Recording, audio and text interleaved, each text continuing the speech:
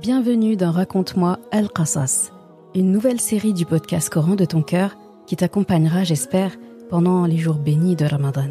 Moi, c'est Zainab, enseignante et éternelle étudiante du Coran, comme j'aime le dire. Prépare-toi à entrer en profonde conversation avec Surat Al-Qasas et accueillir, jour après jour, les sagesses qu'elle t'offre. Raconte-moi Al-Qasas, un grand récit parmi les récits de ton Coran et peut-être même un récit dans l'histoire de ta vie.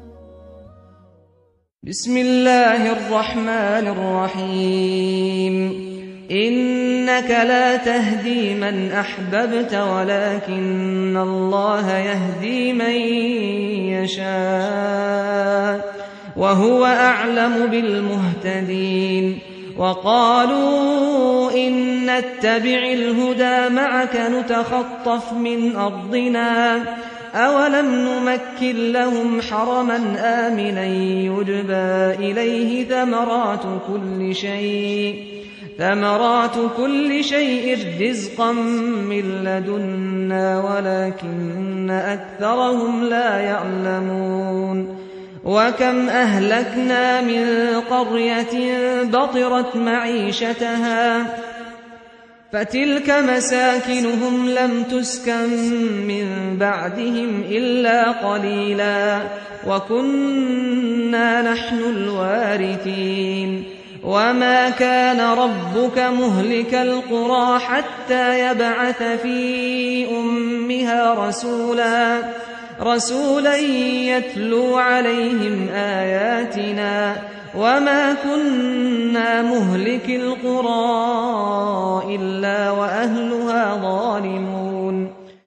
Tu ne guides pas celui que tu aimes, mais c'est Allah qui guide qui il veut. Il connaît mieux cependant les bien guidés. Et ils dirent, si nous suivons avec toi la bonne voie, on nous arrachera de notre terre. Ne les avons-nous pas établis dans une enceinte sacrée, sûre, vers laquelle des produits de toutes sortes sont apportés comme attribution de notre part? Mais la plupart d'entre eux ne savent pas. Et combien avons-nous fait périr de cités qui étaient ingrates, alors que leurs habitants vivaient dans l'abondance? Et voilà qu'après eux, leurs demeures ne sont que très peu habitées. Et c'est nous qui en fûmes l'héritier. Ton Rabb ne fait pas périr les cités avant d'avoir envoyé dans leur métropole un messager pour leur réciter nos ayats. Et nous ne faisons périr les cités que lorsque leurs habitants sont injustes. Surat Al-Qasas, ayat 56 à 59. Assalamu alaikum wa rahmatullah. Très contente de te retrouver aujourd'hui. J'espère que tu te portes bien, ainsi que tout le monde chez toi, et que tu te maintiens en haleine là dans la série. Machallah, on a bien avancé, on a dépassé la moitié. Il y a la fin qui commence à se dessiner un petit peu. Là, on va bientôt être nostalgique, mais alhamdulillah, on a encore de la route. Alors, on continue cette conversation qu'il y a entre Allah subhanahu wa ta'ala et Rasulullah sallallahu alayhi wa sallam. Et là, on arrive à une ayah qui est très émouvante, je trouve. Tu vas comprendre tout de suite pourquoi. La ayah 56, où Allah dit « Tu », en parlant au prophète sallam, donc tu, Mohammed, tu ne guides pas celui que tu aimes, ceux que tu aimes ou celui que tu aimes. Mais c'est Allah qui guide qui il veut. Alors, là, en fait, il est en train de dire à son prophète, à son messager, tu ne peux pas guider ceux que tu aimes. En gros, tu ne peux pas créer la foi chez ceux que tu aimes. Il n'y a qu'Allah qui peut faire ça. Et pourquoi il n'y a qu'Allah qui peut faire ça? Parce que c'est lui qui sait qui est à même d'accepter la guidée al-Huda ou pas. Cette ayah, elle a été révélée au sujet d'Abu Talib, l'oncle du prophète sallallahu alayhi wa sallam. Et de tous, c'est peut-être celui dont il voulait le plus la conversion à l'islam. Pas seulement parce que c'était son oncle, parce que Rasulullah et Abu Talib donc avaient des liens de parenté, d'accord, c'était vraiment son oncle paternel, mais c'est quelqu'un dont il était très très proche. Il l'a recueilli très jeune, après il l'a élevé, d'accord, donc il était d'abord élevé par sa mère, son grand-père, donc Abdul Muttalib, et ensuite quand eux tous n'étaient plus de ce monde, eh bien c'est Abu Talib qui a assuré l'éducation de Rasulullah. Ils étaient très proches. C'est une proximité qui a continué même après que le prophète sallallahu alayhi wa sallam soit devenu prophète, donc à 40 ans, après qu'il ait reçu la révélation. Et ce qui a empêché les Quraysh, donc les mécréants de Quraysh, de porter atteinte au prophète sallallahu alayhi wa sallam, que ce soit physiquement ou autrement, c'était la présence de son oncle, Abu Talib, qui était chef de son clan, respecté parmi les siens. Le prophète sallallahu alayhi wa sallam voulait énormément son bien. Et vouloir son bien, ça veut dire vouloir sa conversion à l'islam. Abu Talib protégeait tellement le prophète sallallahu alayhi wa sallam qu'il était arrivé à un point où les Quraysh, donc les mécréants de Quraysh, lui ont posé un ultimatum. En gros, tu nous livres ton neveu ou on te mène la vie dure, on te coupe les vivres et on te coupe les canaux, quoi. Et bien sûr, il a refusé. Il leur a dit, mais jamais je vous livrerai mon neveu, en fait. Et le boycott contre les musulmans a démarré après ça. Sur son lit de mort, à Abu Talib, le prophète sallallahu alayhi wa sallam, naturellement, est venu à son chevet. Et il a trouvé également à son chevet 2 personnes, donc Abu Jahl et Abdullah ibn Umayya. Il a dit à son oncle Abu Talib, dis la ilaha illallah, juste une phrase, avec laquelle finalement je vais pouvoir prendre ta défense devant Allah. Il fallait qu'il prononce au moins ça. Et Abu Jahl, voilà le père de l'ignorance, du jahl, eh bien lui, il répétait sans cesse, donc dès que Rasulullah disait dis la ilaha illallah, lui il rajoutait toujours ça en disant est-ce que tu vas tourner le dos à la religion de ton père, à Abdul Muttalib, de tes ancêtres? Et le prophète sallallahu alayhi wa sallam continuait de lui dire dis la ilaha illallah. Et pareil, Abu Jahl qui surenchérissait à chaque fois. Et Abu Talib avait fini par dire au prophète sallallahu alayhi wa sallam que il lui expliquait que si ce n'était pas en fait à cause de sa réputation qui risquait d'être entachée ou à cause de sa crainte en fait de ce que les gens diraient, à cause de sa position, eh bien il serait entré en islam. Donc il a donc refusé de se convertir à l'islam. Il a refusé de dire la ilaha illallah et il est mort polythéiste. C'est hyper triste, franchement, c'est hyper triste. Le prophète sallallahu alayhi wa sallam a été très, très, très peiné par ça. Et Allah, dans cette ayah, même si c'est dur à entendre, eh bien en vérité, il le console en lui disant « Tu ne peux pas guider les gens que tu aimes. » Et là, qui Rasulullah aimait plus à ce moment-là que lui, son épouse Khadija, vraiment c'était ses piliers en fait, c'était vraiment ses piliers. Et d'ailleurs, son oncle Abu Talib est décédé la même année que son épouse Khadija radiyallahu anha, et c'est cette année-là que le prophète sallallahu alayhi wa sallam avait appelé l'année de la tristesse, Aam al-Huzn.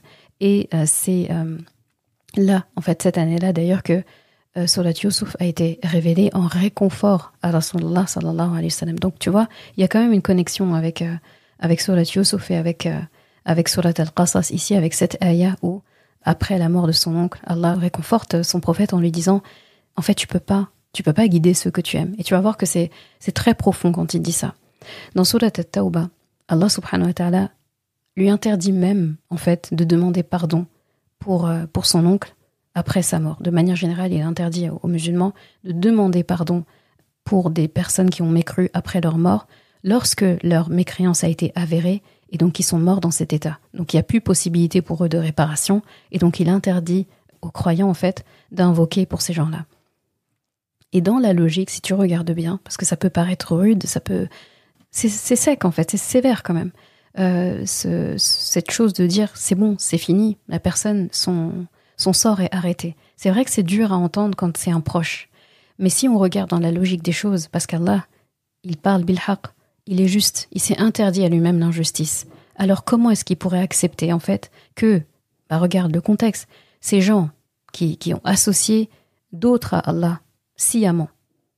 Alors comment espérer d'Allah qu'il pardonne à des personnes qui de leur vivant comptaient sur autre que lui pour leurs affaires? C'est compliqué. Et ici tu comprends la valeur du hadith ad-du'a'u huwa al-ibada. Donc la dua, le fait d'invoquer Allah, d'appeler Allah, de se référer à Allah, c'est la vraie adoration. Parce que en demandant à Allah subhanahu wa ta'ala, tu admets qu'en dehors d'Allah, personne ne peut rien faire par rapport à ce que tu traverses. Il n'y a que Allah qui peut. Si on enlève Allah du tableau, de toute façon, il n'y a personne pour commencer. Personne n'est sur terre. Mais personne ne peut régler quelque chose qu'Allah n'a pas décidé de régler. C'est impossible. Par contre, tant qu'une personne est vivante, eh bien on peut et on doit invoquer Allah subhanahu wa ta'ala pour ça guider. Et là, guider ici, quand il dit « Innaka la tahdi man ahbabta », donc tahdi, on a parlé de l'huda ici, là le verbe quand il dit tahdi, il y a même 3 formes de guider. Il y a la guidée qu'on appelle al-irshad, c'est le fait d'informer à propos de la bonne voie, ça les prophètes le faisaient, les êtres humains peuvent le faire aussi, c'est une sorte de da'wa on peut dire, donc ça c'est à la portée de tous. Il y a la guidée qu'on appelle at-tawfiq, tawfiqi, donc c'est le fait de permettre à une personne d'avoir la foi, créer la foi chez quelqu'un en gros, permettre à cette personne d'être bien guidée. Et là, je ne te fais pas de dessin, seul Allah a ce pouvoir. On ne peut pas créer la foi chez les gens. Et on a la forme tathbit, donc c'est le fait de rester ferme dans sa foi une fois qu'on l'a acquis. Et là encore une fois, tu te doutes bien, il n'y a qu'Allah qui a ce pouvoir. Donc si c'est le cas avec Rasulallah, si Allah dit à Rasulallah sallallahu alayhi wa sallam que tu ne peux pas guider ceux que tu aimes, quand bien même tu te débattrais pour ça, tu peux pas. Même si tu mets tous les efforts, tu ne peux pas. Alors que dire de nous? Lui ne peut pas contrôler les choix, les actions et les destins des gens. Alors que dire de nous? Nous c'est pareil en fait. Regarde Ibrahim alayhi salam, Khalilullah, l'ami intime d'Allah. Il n'a pas pu aider son père dans sa mécréance.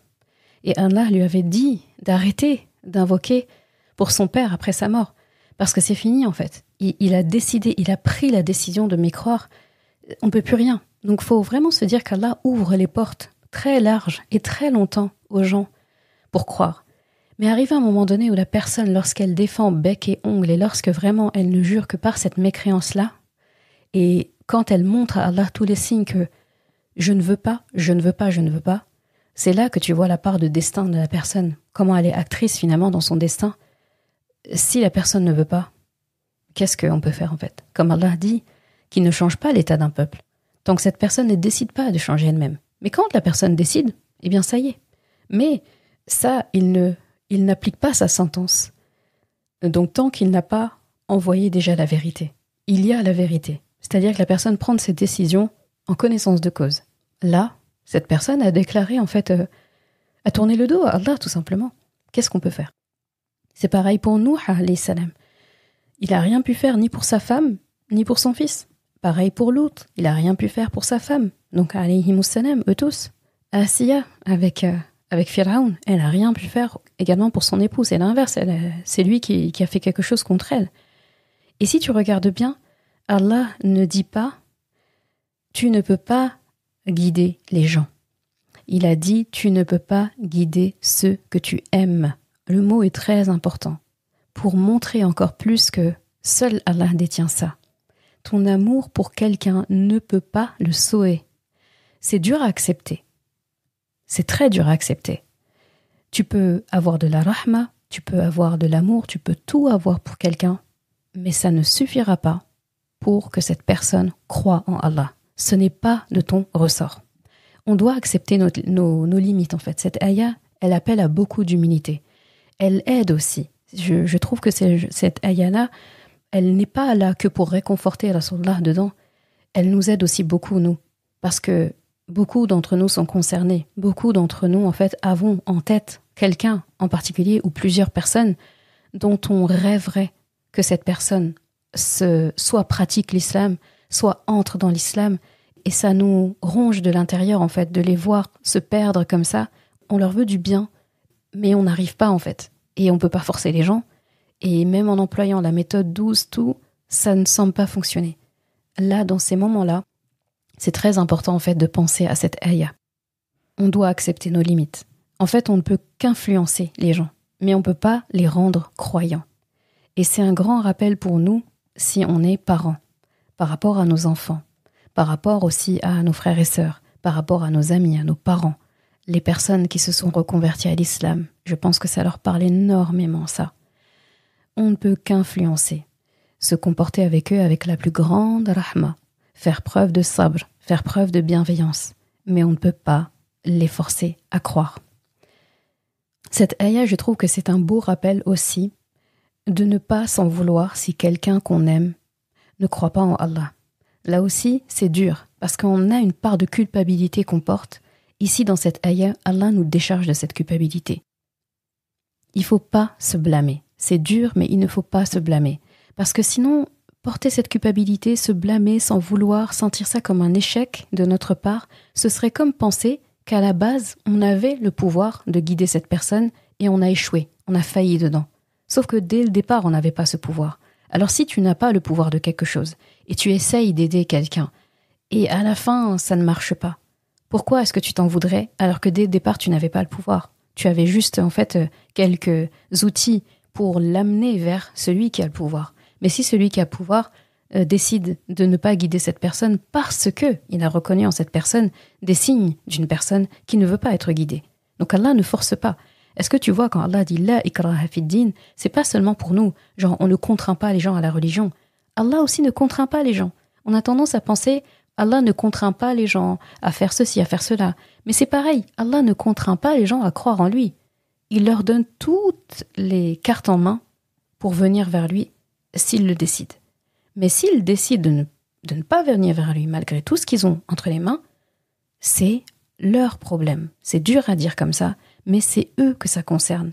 Il n'y a pas d'échec si des personnes que tu aimes ne sont pas guidées malgré tous tes efforts pour les amener à ça.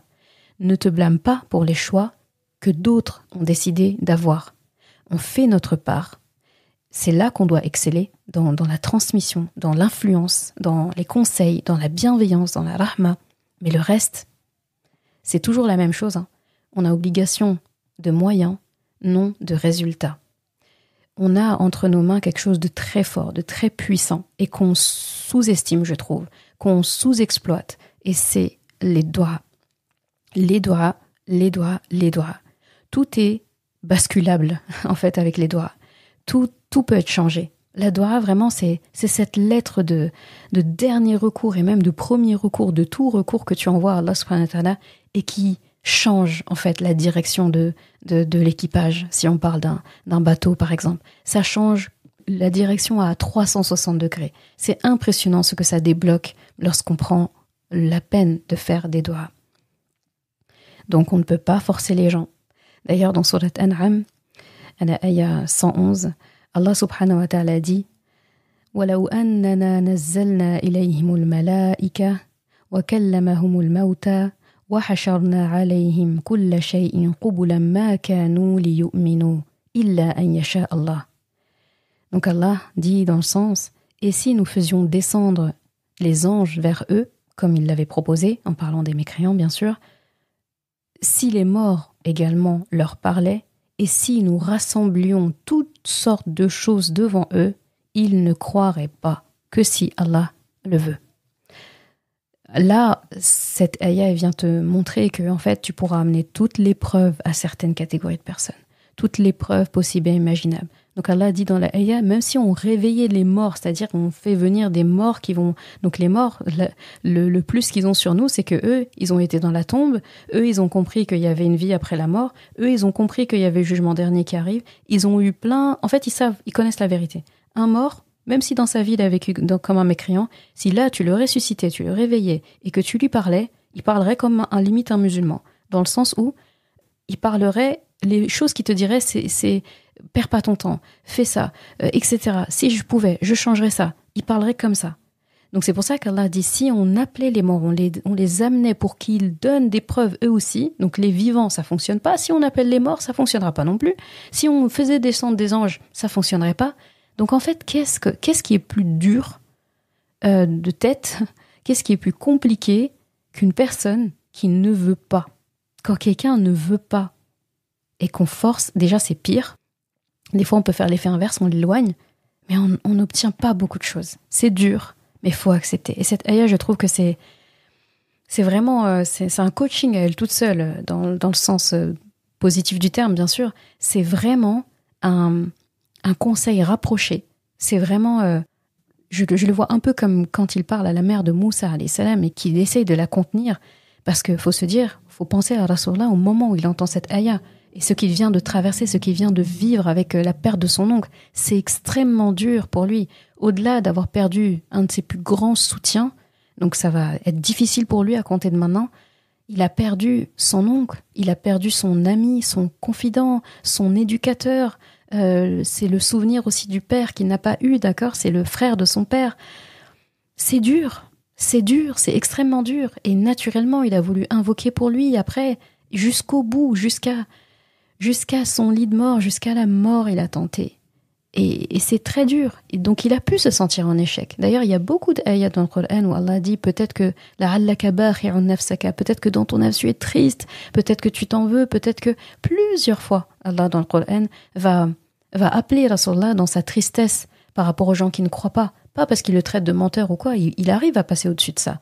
Mais parce qu'en fait, il a tellement de rahma que ça lui est insupportable de voir des gens qui ne croient pas en sachant ce qui va leur arriver. Rasulullah, dans sa mission et dans sa bonne foi, dans sa bonne volonté, lui, son rêve, c'est qu'il y ait le maximum de personnes qui va marcher derrière lui Yawm al-Qiyamah. C'est ça son plan. D'ailleurs, c'est ce qu'il dit. C'est ce qu'il nous a demandé avant de partir.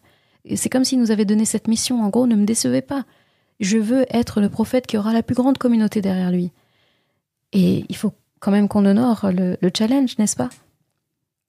Donc, le problème n'est pas dans la vérité. Le problème n'est pas dans les miracles. Le problème n'est pas dans le Coran. Le problème, il est en ceux qui ne veulent pas.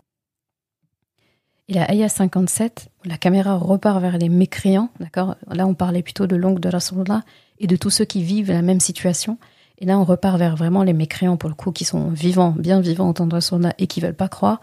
Et il y a encore d'autres excuses qu'ils mettent sur la table cette fois-ci. Et donc, ils disent, donc Allah dit qu'ils vont dire, en gros, mais si nous suivons avec toi al-Huda, donc la bonne voie, eh bien, on nous arrachera de notre terre. D'accord?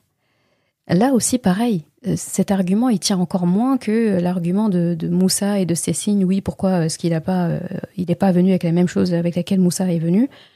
Parce qu'en fait, ils se contredisent déjà dans leurs paroles. Innattabi' al-huda ma'aka. Donc si on suit al-huda avec toi, juste avec cette phrase, on voit qu'ils admettent en fait que Rasulullah est une source de guidée. Ils admettent que Rasulullah est là pour amener les gens vers al-huda. Déjà, juste avec cette phrase-là, ils acceptent. Parce que s'ils n'acceptaient pas, ils ne seraient même pas en train la personne qui est en train d'émettre l'option de « d'accord, mais si on croit en ce que tu dis, mais il va nous arriver ça, ça, ça ». La personne qui ne croit pas du tout, elle va même pas émettre cette option-là. Elle va juste dire « je crois pas, t'es pas venu avec ça, ça, ça, ton truc il tient pas ». Ils vont même pas penser à une suite. Mais là, ils envisagent une suite. D'accord, mais si on suit le Huda avec toi, donc ici, on t'avoue en gros, à demi-mot, que tu es bien le prophète, que ce que tu dis c'est vrai. D'accord, parce que Rasulullah a réfuté toutes leurs objections avant. Toutes leurs objections, pas que celle qui est dans Surat Qasas. Donc ils admettent, sans l'admettre vraiment, mais ils admettent. Dis-moi que tu crois sans me dire que tu crois, par cette phrase-là. Ok, mais en fait, on va nous arracher à notre terre. Pourquoi ils ont dit ça? Ils ont montré ici leur peur. Donc la peur, on avait dit que c'était vraiment une émotion très marquée dans cette sourate. En gros, on a peur d'être soudain attaqué, violenté par les tribus, par les gens, perdre notre réputation, qu'on soit des proies faciles. Pourquoi? Parce qu'en fait, ils sont en train de comparer leur situation à celle de Rasulullah. Ceux qui suivent Rasulullah, eh bien, ils sont pas en majorité, ils sont en minorité. Il y a beaucoup de pauvres aussi qui le suivent, beaucoup d'esclaves affranchis, certains aussi haut placés. Et donc, il dit, regardez, en gros, votre vie misérable. Vous êtes en marge de la société, tout le monde vous chasse, entre guillemets, vous êtes torturés. On n'a pas envie de finir comme vous. Si on croit en Allah, on va finir comme vous. Donc, en fait, on sait que tu es le messager, mais on a peur, en fait. Parce que tes ennemis vont devenir aussi nos ennemis. Tes ennemis qui se tournaient contre toi vont aussi se tourner contre nous. En gros, on va galérer comme toi. Et on n'a pas envie. D'accord? Et aussi, notre économie va s'écrouler. Parce que eux, c'était des grands marchands d'idoles.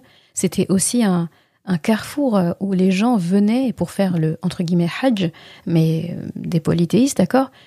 C'était des gens qui conservaient les idoles. La Kaaba était remplie, les gens venaient donner des offrandes. C'était vraiment une terre où les gens venaient et circulaient pour faire leur pèlerinage.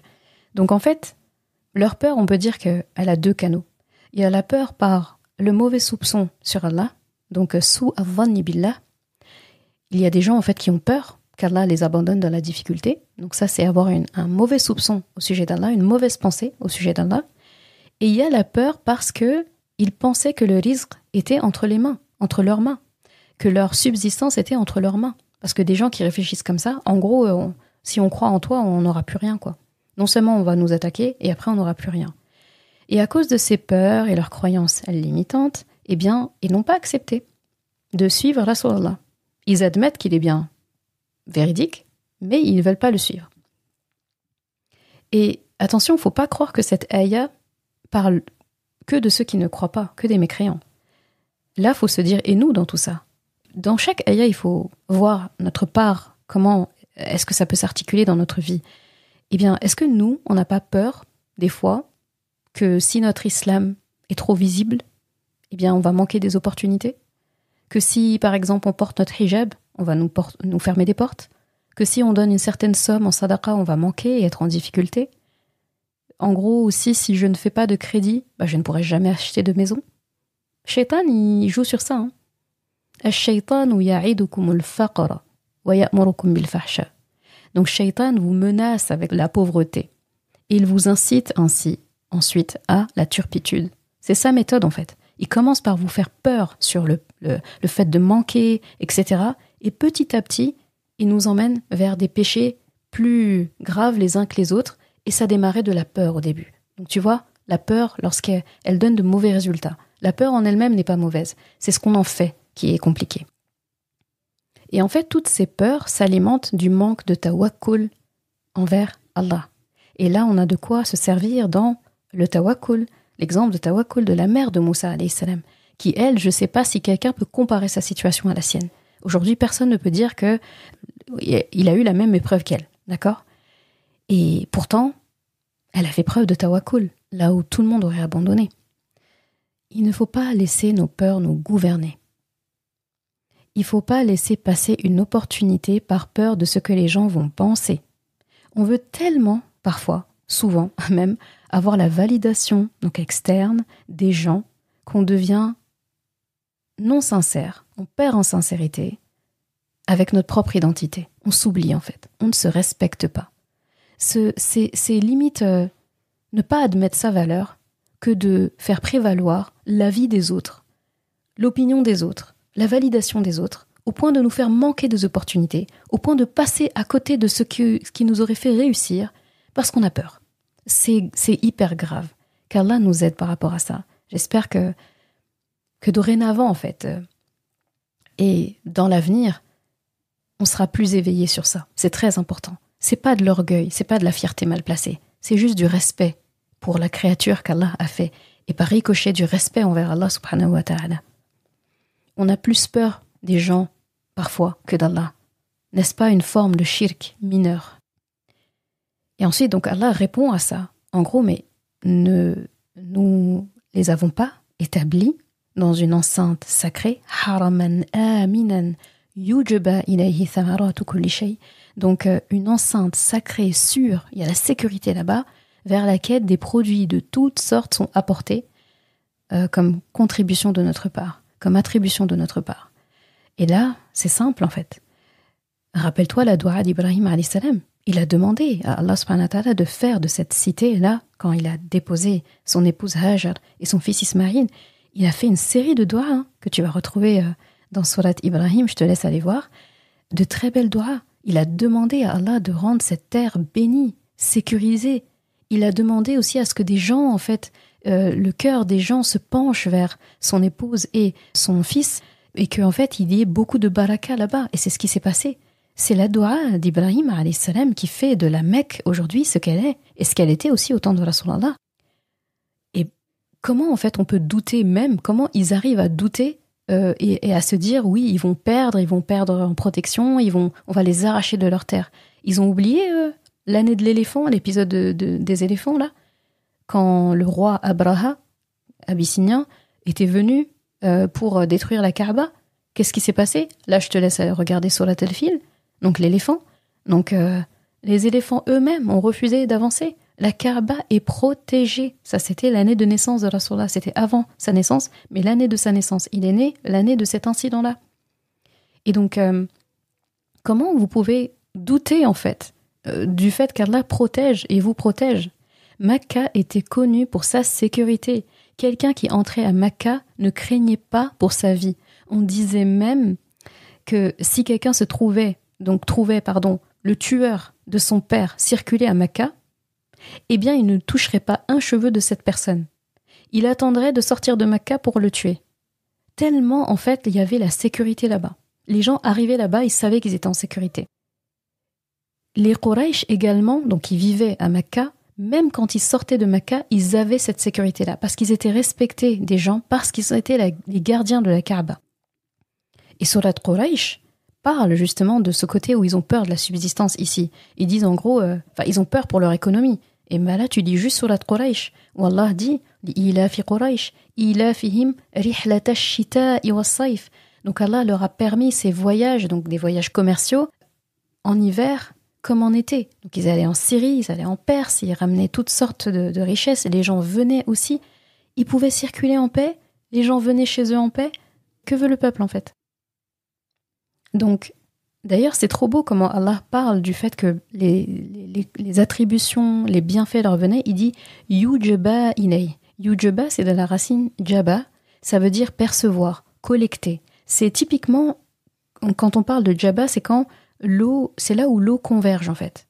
Et si tu regardes bien, Makka, c'était un désert en fait, c'est une vallée en plein désert, il n'y a rien qui pousse à Makka, d'accord ? Et malgré tout leur venait sans vraiment leur effort. Donc Allah assurait leur subsistance, assurait leur sécurité. Leur nourriture leur venait de toutes parts. Ils n'avaient pas à se soucier de ça. Donc là, ce qu'on a envie de leur dire plutôt, mais c'est n'aie pas peur en fait. N'aie pas peur. Utilise ce que tu as pour agir. D'accord ? Si quelqu'un veut acheter quelque chose, au lieu de se dire oui, crédit, je pourrais pas, économise, trouve des moyens. Quand on décide de ne pas franchir les interdits d'Allah, Allah nous donne une solution.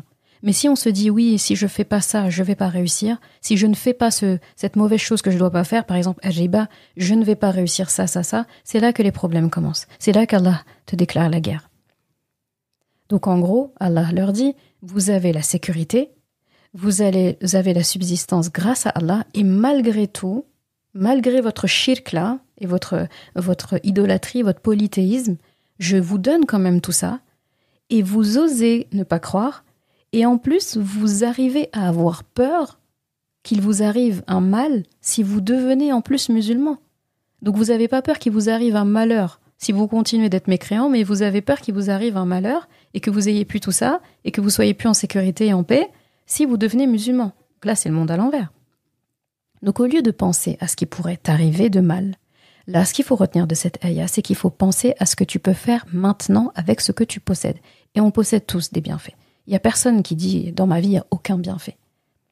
Et ça nous rappelle qu'être en sécurité, et avoir de quoi manger, de quoi se vêtir, un toit, etc., c'est une grande richesse. Là, on a envie de dire « et so what ?» Après ça, il y a quoi en fait ? Il n'y a rien.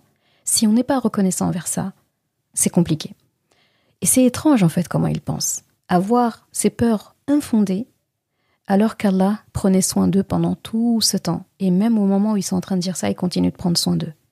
Et si tu regardes bien aussi, même les animaux développent de l'affection pour les gens qui les nourrissent. Et là, pour ces gens-là, c'est compliqué. La ayah suivante, là, il dit « Et combien nous avons fait périr ?» donc de cités avant qui étaient ingrates. Donc là, il parle des générations avant qui ont été détruites et qui pourtant étaient riches, étaient haut placées, avaient des constructions, des bâtiments, des richesses pas possibles, des commerces, etc. Donc pour en fait confronter leur argument et réfuter ça, ok, donc vous avez peur de manquer en fait si vous croyez. Eh bien, et si je vous parlais de peuples en fait qui étaient beaucoup plus riches que vous, beaucoup plus aisés que vous, et pourtant qui ont péri en fait. Donc regarde juste des civilisations récentes qui ont péri, il y en a pas, c'est même pas la peine d'aller très très loin, d'accord ? D'ailleurs, il dit, quand il parle de ces peuples-là, il dit « batirat ma'ishataha ». Donc batar, ça veut dire le fait d'être batara, ça veut dire le fait d'être extrêmement ingrat, extrêmement arrogant par rapport à ce qu'on possède.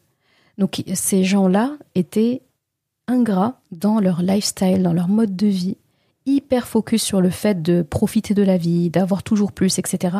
Au point d'oublier en fait qu'à la base, c'était pas eux qui avaient ça, c'est Allah qui leur a donné. Et donc, si tu veux un exemple de peuple qui a péri et qui était richissime, Firaoun, c'est pas la peine d'aller loin. Il y a déjà le cas dans la sourate, on a déjà l'exemple, d'accord? On n'a même pas besoin d'aller loin. Et si tu regardes aussi aujourd'hui, les vestiges des peuples de Thamoud, ils sont encore debout. Eux, c'est même pas des maisons simples et tout. Ils taillaient dans la pierre des constructions et de la précision mathématique. Aujourd'hui, les gens sont choqués de se dire qu'à leur époque, ils ont réussi à faire ça sans les outils qu'on a aujourd'hui. Et aujourd'hui, donc c'est ce qu'Allah dit, leurs demeures, elles sont toujours debout, elles sont visibles. Il y a encore les traces, on les voit. On passe à côté, les gens font du tourisme, ils vont là-bas. Les pyramides, tu les vois aussi, ça te rappelle quand même la puissance des Égyptiens à un moment donné. Mais comme Allah dit, leurs demeures ne sont que très peu habitées. Est-ce que tu vois des gens aller habiter dans les pyramides parce qu'ils se disent « Oh, c'était des gens riches, etc. » Est-ce que tu vois des gens aller habiter dans les vestiges du peuple de Thamoud? Il n'y a pas. Et Allah dit à la fin, c'est lui l'héritier. Quand tous ces peuples-là sont partis, à la fin, la terre revient à Allah, c'est à lui que ça appartient. Et il montre ici que vous, ça vous appartient pas, la terre. Donc en gros, là, il réfute leur argument en disant « Bon, faut arrêter les bêtises là, vos arguments ne tiennent pas. Si vous avez peur de manquer de la subsistance, etc., parce que vous devenez musulmans, c'est pas logique du tout. Ça ne marche pas. Parce que les peuples, en fait, qui avaient beaucoup, ça les a pas empêchés, en fait, de périr. Parce qu'ils ne croyaient pas parce qu'ils croyaient. » Et ensuite, dans la ayah 59, donc Allah continue en disant qu'il ne fait pas périr des cités avant d'avoir envoyé dans leur métropole, leur capitale, parce qu'il envoie toujours dans la capitale, un messager pour leur réciter, leur raconter, leur expliciter les ayats, les versets. Il dit qu'il ne laisse pas périr des cités si leurs habitants, en fait, tant que leurs habitants sont pas justes, en fait. C'est que les injustes, en fait, qu'il fait périr. Allah est juste. Donc, tant que la vérité n'est pas clarifiée, donc tant qu'il n'a pas envoyé ses signes, ses enseignements, etc., Allah ne fait pas périr de cité. Et les messagers, comme je disais, ils étaient toujours envoyés au centre, toujours dans la capitale. D'accord? Là, c'est comme si tu imaginais, quelqu'un, il arrive à Paris, si c'est la France. Donc, c'est toujours la capitale. Donc là, c'était Mecca. Pourquoi toujours la capitale, le centre? Parce que tout ce qui est au centre, en fait, se diffuse au reste du pays. Quand il y a des nouvelles qui arrivent au centre, on est sûr que ça va arriver au reste du pays. Regarde là, par exemple, dans le cas de l'histoire de Moussa alayhi salam, la capitale, c'était là où Pharaon il est. Donc tout ce qui arrive dans les mains de Pharaon va forcément être su de tout le monde, d'accord? Pareil pour Mecca. Mecca était le carrefour, donc tout ce qui arrive à Mecca se diffuse. Et là, on apprend dans cette ayah que le malheur arrive lorsque l'injustice s'installe. Et ça me fait penser à une phrase des frères de Youssouf alayhi salam, donc qui ont commis une grande injustice, et en fait, ils ont vécu une vie assez triste, assez dure, assez misérable, le temps en tout cas où ils retrouvent Youssouf alayhi salam. Je parle même pas de la famine qui a touché tous les pays avoisinants avec l'Égypte aussi, hein. Mais regarde juste dans leur phrase, il y a un moment donné, quand ils ont laissé Benyamin et qu'ils reviennent encore pour chercher de quoi manger auprès de Youssouf alayhi salam, ils disent une phrase, la phrase de détresse en fait. Ils disent « Massana wa ahlana dur ».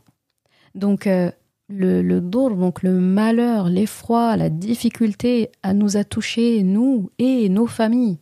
Donc là, on voit que c'est des gens qui n'ont pas de baraka dans leur vie, qui sont en train de parler. Peut-être que, justement, c'est le poids de leur injustice qu'ils ont commis des années avant qui est en train de les rattraper. Et c'est en réponse à ça que Youssouf alayhi salam a fait preuve de rahma et leur a dit qui il était. Donc, le passage d'aujourd'hui, vraiment, c'était très fort, je trouve, en sens. Là, on va dans des concepts de plus en plus profonds, certains pas faciles à apprendre, mais quand tu regardes bien, Allah subhanahu wa ta'ala ramène les choses dans l'ordre. Il a d'abord commencé par nourrir Rasulallah par le récit de Moussa alayhi salam et toute sa famille, toutes ses femmes de sa famille, et Pharaon et les autres, etc., et son frère. Et là, en fait, il a l'attention de Rasulallah pour pouvoir lui expliquer les choses, lui poser le contexte. Il lui a posé le contexte d'un prophète, il lui réexplique son contexte à lui. C'est vraiment un miroir, en fait. Pharaon, les mécréants, etc. Donc c'est vraiment un beau jeu de miroir qui se passe ici. Donc on arrive à la fin de cet épisode. Je profite de cet épisode-là pour t'annoncer quelque chose. J'en avais parlé brièvement sur les réseaux sociaux, donc sur Instagram, je pense au début de Ramadan. Je le dis là parce que c'est une surprise que je prépare pour les personnes. C'est exclusivement pour les personnes qui écoutent le podcast. Je vais t'expliquer. Et donc je voulais pas que ça apparaisse comme une nouvelle à la fin de Ramadan et que tu sois pris de court. Donc je te prépare mentalement dès maintenant. Alors, j'aime bien, pendant Ramadan, offrir des cadeaux, offrir quelque chose de qualité. Je l'avais fait pendant Ramadan et là, je souhaite le réitérer. Il y aura une Umrah à gagner pour une personne. Inch'Allah. Avec l'agence Made in Voyage, donc de mon cher petit frère, Oustad Cheikh Amin, qui est directeur d'agence de Made in Voyage, enseignant de Coran comme moi. D'ailleurs, les hommes, s'il y a des personnes qui veulent un enseignant compétent et qui peut les suivre, etc., n'hésitez pas. Vous allez à Medine Academy et vous trouverez des enseignements de qualité. Et voilà, mon frère, on dit souvent que c'est mon double. c'est ma version homme, quoi. En plus timide, en plus discret, on va dire. Donc, la Umrah se fera avec son agence, qui est une excellente agence. Je ne dis pas ça parce que c'est mon frère, mais parce que vraiment, je signe que c'est une agence de qualité. Tous ceux qui ont voyagé avec lui sont vraiment satisfaits. Il a l'amour de Médine, une ville dans laquelle il a vécu pendant de longues années, où il a fait ses études à l'université de jurisprudence. Et donc, il est fiable. Et il fait ça avec passion. Il est vraiment passionné par ça. Et ça fait bon vivre, en fait, d'être avec lui en voyage. Donc, pour pouvoir tirer au sort quelqu'un, je me suis dit, c'est une Umrah quand même. Faut pas que ce soit facile. Faut vous faire travailler. Donc, en fait, l'idée que j'ai eue, c'est de vous donner un quiz, en fait, à la fin de la série Ramadan. Ce sera, donc, je mettrai le lien du quiz dans les notes du dernier épisode. Donc, l'épisode, je pense que ce sera l'épisode 22. Ce sera un épisode récap, hein. Donc, je vais le sortir après l'Aïd, comme ça, vous n'aurez pas à vous concentrer sur autre chose, parce que l'Aïd, il faut profiter. Donc, ce sera le vendredi 12 avril, normalement, Inch'Allah. Et donc, ce sera un quiz. Je te rassure tout de suite, ce ne sera pas un quiz discriminant, avec une note, etc. C'est juste vraiment pour participer. Un quiz qui va poser des questions sur Al-Qasa, sur tout ce qu'on a vu là. Donc, il n'y a pas de réponse, en tout cas, auquel tu ne peux pas répondre si tu as écouté le podcast. Donc, c'est bien, ça stimule, etc. Et donc, parmi les gens qui ont rempli le quiz, donc, je vais tirer au sort, donc avec les adresses mail. Donc, c'est très important. Toute personne qui n'a pas fait le quiz, elle ne pourra pas être tirée au sort, c'est logique. Il faut une adresse mail aussi qui fonctionne. Et donc, je tirerai au sort là-dedans. Je tirerai au sort et j'annoncerai le vendredi d'après, donc le vendredi 19 avril. Comme ça laisse une semaine pour bien le faire, sans stress, etc. et tout. Et comme ça, j'annoncerai la personne qui aura gagné dans l'épisode du vendredi d'après, Inch'Allah, la semaine d'après l'Aïd. Et voilà, ce sera sympa. Ça, c'est mon cadeau de Aïd. Et un cadeau de Aïd aussi, mais également un moyen pour moi d'acquérir encore plus les faveurs d'Allah et de le récompenser pour ce qui m'a permis de transmettre, pour ce temps qu'il me donne de faire le podcast. C'est vraiment pas facile de faire des épisodes quotidiens, etc. Surtout que pendant Ramadan, j'en enregistre encore. J'ai pas tout enregistré avant Ramadan. Il y a une grande baraka pendant Ramadan avec l'enregistrement. Mais ça demande du temps, de préparation. On enregistre après que les petits soient au lit. Il faut du calme, il faut être réveillé. Et puis après, il y a les tarawih, il y a ça, etc. Alhamdulillah, Allah met la baraka dans le temps. Regarde, tu as toujours eu ton épisode tous les jours. Alors qu'il y a des jours, franchement, c'était limite la veille pour le lendemain. Mais alhamdulillah. Et on remercie Allah. Et on remercie tous ceux, en tout cas, qui contribuent à nous aider à accomplir nos missions, quelle que soit notre mission de vie. En tout cas, moi, cette mission, je la prends à cœur. Ça me fait très plaisir de la partager avec toi. Et donc, je m'étais dit que c'est Ramadan. Qui dit Ramadan dit des grandes actions. Et cette Umrah-là, ce sera un bon moyen, Inch'Allah, de remercier Allah subhanahu wa ta'ala pour ce qu'il m'a donné et ce qu'il me donne à travers vous. Alhamdulillah, ya Rab. Eh bien, je te dis à l'épisode prochain, Inch'Allah, pour la suite. Salam alaikum.